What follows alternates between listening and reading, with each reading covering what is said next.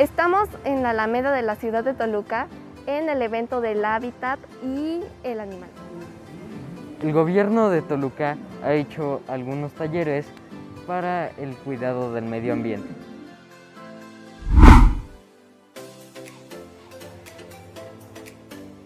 Las Naciones Unidas designaron el primer lunes de octubre de cada año como el Día Mundial del Hábitat, para reflexionar sobre el estado de nuestros hábitats y sobre el derecho básico de todos a una vivienda adecuada.